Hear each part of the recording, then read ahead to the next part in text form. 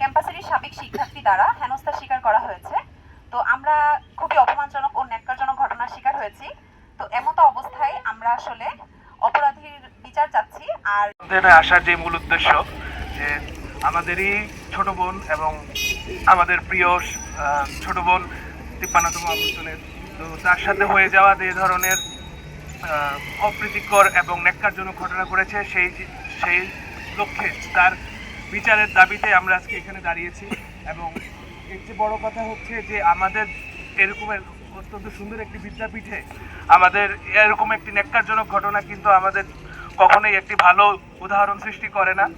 তো আমরা চাবো যে প্রক্টোরিয়াল বডি এবং দায়িত্বরত যত কর্মচারী আছেন এবং আইন শৃঙ্খলা বাহিনীর যে সদস্যরা আছেন যারা এখানে নিয়োজিত, তারা এখানে এই মামলাটিকে একদমই গুরুত্বের সাথে দেখবেন। এবং শিক্ষার্থীর সাথে যদি এই ধরনের আচরণ হওয়ার পরেও আসামি ধরাছোঁয়ার বাইরে থেকে থাকে, সেটা আমাদের জন্য খুবই দুঃখজনক একটি ঘটনা। এবং সে যদি বাইরে হয়ে থাকতো, আমরা এটা নিজেদেরকে সান্ত্বনা দিতে পারতাম যে তাকে আমরা রিচ করতে পারতেছি না। কিন্তু সে যেহেতু বিশ্ববিদ্যালয়ের প্রাক্তন শিক্ষার্থী, কারণ না কারণ নেটওয়ার্কে তার থাকারই কথা।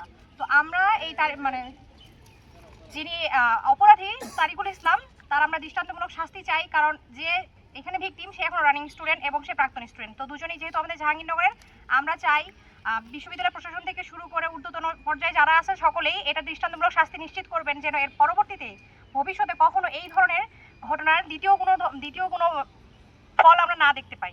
ক্লাসমেটের সাথে যা হয়েছে তা খুবই দুঃখজনক এবং আমরা তার যথাযথ দৃষ্টান্তমূলক বিচার চাই। যে এই দুষ্কৃতিকারী, তার গ্রেফতার যত দ্রুত সম্ভব এবং তাকে দৃষ্টান্তমূলক শাস্তি দিয়ে সবার জন্য একটা উদাহরণ সৃষ্টি করতে আমরা সবার কাছে অনুরোধ রাখবো যাতে।